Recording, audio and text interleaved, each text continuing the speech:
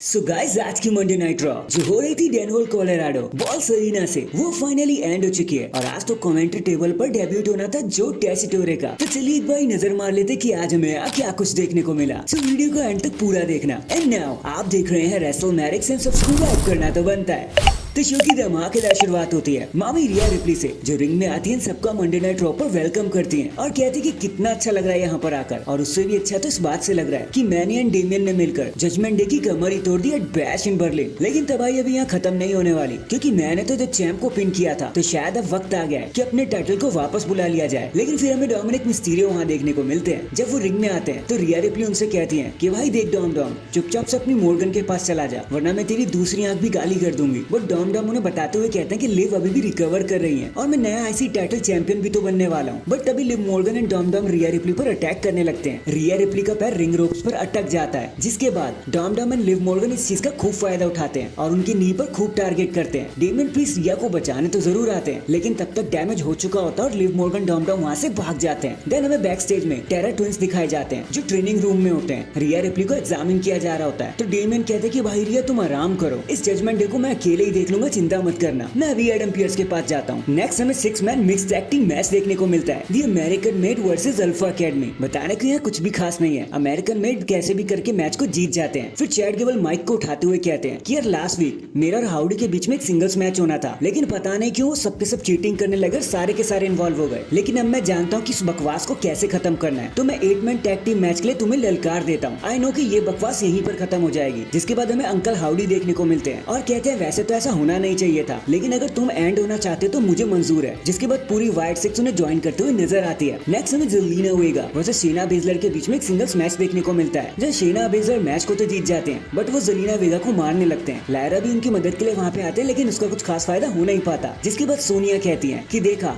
कितने डल है ये सब लोग और इस पूरे अरीना में ऐसा एक भी पर्सन नहीं है जो हमें घर भेज दे, हम कहीं नहीं जाएंगे और अगर लड़ने का शौक है ना तो आ जाओ। जिसके बाद ये मूवमेंट यहीं पर खत्म हो जाता है। इसके बाद वही बैक स्टेज में हमें रिया एंड डेमियन देखने को मिलते हैं एंड वो कहते हैं कि फिन बैलर हमसे लड़ने को तो राजी हो गया है लेकिन वो एक टैग टीम मैच ही करना चाहेगा और रिया अभी भी इंजर्ड है। तो डेमियन प्रीस्ट एक स्माइल देने को कहते हैं और कहते हैं कि भाई मुझे पता है कि अब क्या करना है। जिसके बाद ये मूवमेंट यहीं पर खत्म हो जाता है। इसके बाद हमें the best in the world CM Punk देखने को मिलते हैं जो रिंग में आते हैं एंड कहते हैं कि भाई कितना मजा आ रहा है यहाँ पे आके और डेनवर में तो मुझे आना ही था, काश मैं अभी जा पाता अपने घर पर और अपनी वाइफ को और अपने डॉग लैरी को बता पाता कि हम जीत गए, बट फिर मुझे यहाँ आपके पास भी तो आना था। देखो अब हम ड्रू मैकिंटायर को बहुत पीछे छोड़ चुके हैं। जब मैं यहाँ आया था ना मैंने आप सबसे कहा था मैं दोस्ती करने नहीं पैसा कमाने आया हूँ और गोल्ड तो गोल्ड ही होता है, इसलिए गंतर जितना एंजॉय करना है कर लो क्योंकि अब मैं सीएम पंक तुम्हारे पीछे आऊंगा। जिसके बाद सीएम पंक सबके साथ सेलिब्रेट करने लगते हैं लेकिन अचानक ड्रू मैकिंटायर पीछे से आकर उन पर अटैक कर देते हैं, एक तरफा मार लगाने लगते हैं वो सीएम पंक के ऊपर। सब उन्हें रोकने की कोशिश करते हैं लेकिन इसका कोई भी फायदा नहीं हो पाता। ड्रू मैकिंटायर एक बार फिर से पंक का ब्रेसलेट ले लेते हैं और इस बार तो उसको तोड़ ही देते हैं और कहते हैं कि इट्स नॉट ओवर। पंक के स्ट्रेचर पर ले जाने के बाद भी ड्रू पर अटैक करना छोड़ते नहीं है और बची कुछ कसर भी पूरी कर देते हैं। नेक्स्ट हमें इंटरकॉन्टिनेंटल क्वालिफायर मैच देखने को मिलता है बिटवीन डॉम डॉम, आजिया ड्रैगनोव एंड ड्रैगन ली के बीच में। अब मैच तो यार जैसे तैसे ही था बट जजमेंट डे ने आकर डॉम डॉम की हेल्प करने की कोशिश करी। डेमियन प्रीस्ट भी वहाँ पर आ जाते हैं और डॉम डॉम और कार्लिटो को वहाँ से भागना ही पड़ जाता है जिसकी वजह से मैच 1-on-1 की कंडीशन पे आ जाता है। इलिया ड्रैगनोव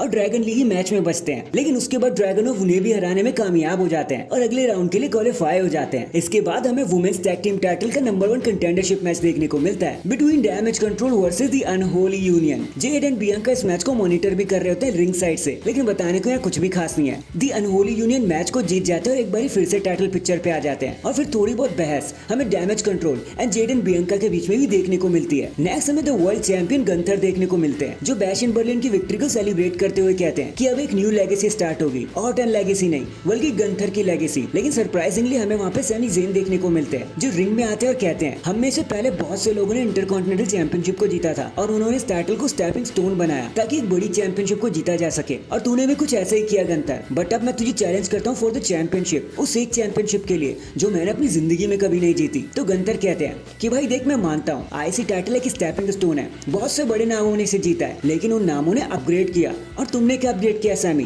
कुछ भी नहीं घंटा। सो वो चले जाते हैं और कहते हैं bye bye, there is no answer for you, bye bye, तुम्हें कुछ नहीं मिलेगा। तो गंथर जब जाने लगते हैं ना तो सैमी ज़ेन चिल्लाते हुए बोलते हैं तो अब तुम चाहे जितना भाग लो, जितना रो लो, जितना छुप लो, लेकिन गंतल मैं तुम्हारे पीछे तब तक आता रहूंगा जब तक तुम मुझे टाइटल मैच नहीं दे देते। एंड ये सेगमेंट इसी धमकी के साथ यहीं पर खत्म हो जाता है। फिर कुछ बैकस्टेज मूवमेंट के बाद हमें एक और आईसी क्वालिफायर मैच देखने को मिलता है, Braun Strowman versus Ludwig Kaiser versus Sheamus के बीच में, जहाँ बताने को स्पेशल कुछ भी नहीं हुआ ट्रस्ट मी, बट पीट डन ने शेमस की मार लगा दी पीछे से आके। इसी वजह से ब्रॉन स्ट्रोमैन एक पावर स्लैम लगाने में कामयाब हो जाते हैं, लडविग काइजर को पिन करते और मैच को जीत जाते हैं। बट रिमेंबर, ब्रॉनसन रीड के अटैक के बाद ब्रॉन काफी ज्यादा घायल थे और उसी कंडीशन में उन्होंने मैच भी जीता।